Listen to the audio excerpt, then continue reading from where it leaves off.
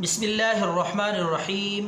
محترم ناظرین و سامعین، السلام علیکم ورحمۃ اللہ وبرکاتہ۔ ناظرین، آپ کا خادم ایک اور نسخہ لے کر، نیا نسخہ لے کر، بہت ہی قیمتی اور مجرب، پرانی سے پرانی اور خطرناک سے خطرناک خارش کے لیے، الرجی کے لیے، پھوڑے پھنسیوں کے لیے۔ پہلے بھی میں اس سے بے شمار نسخے اپلوڈ کر چکا ہوں، لیکن آج کا یہ نسخہ انتہائی مؤثر اور تیز اثر نسخہ ہے اور بے ضرر ہے، اور اپنی مثال آپ ہے یہ نسخہ خارش کو بھگانے کے لیے، ختم کرنے کے لیے اور پھوڑے پھنسیوں سے جان چھڑانے کے لیے۔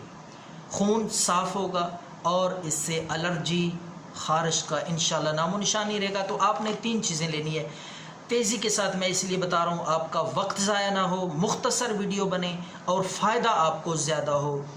تو ناظرین، آپ نے لینا ہے سرسوں کا تیل 50 گرام، خالص اچھی قسم کا کوشش کریں تیل تلاش کرنے کی۔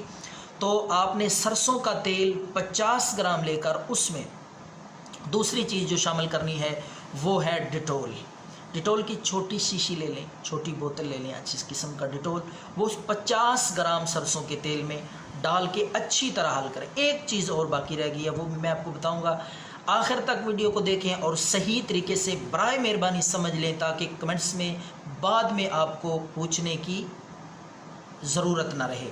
تو یہ 2 چیزیں میں نے بتائی ہیں، اور نسخہ استعمال کرنے کا طریقہ بھی اچھی طرح برائے مہربانی سمجھ لینا، تاکہ آپ کو زیادہ اور بر وقت فائدہ ہو سکے۔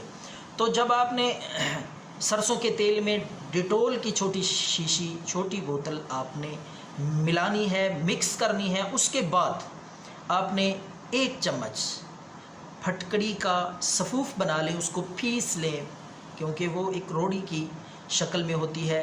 اس کو آپ نے باریک کر کے پیس لینا ہے، پیس کر باریک کر کے 1 چمچ پھٹکڑی وہ بھی آپ نے اس میں شامل کر لینی۔ یہ تینوں چیزیں، تیل، ڈیٹول اور پھٹکڑی، مکس کر کے اچھی طرح اس کو حل کر لیں، تاکہ وہ ساری پھٹکڑی جو ہے اس میں تحلیل ہو جائے، حل ہو جائے، نظر نہ آئے۔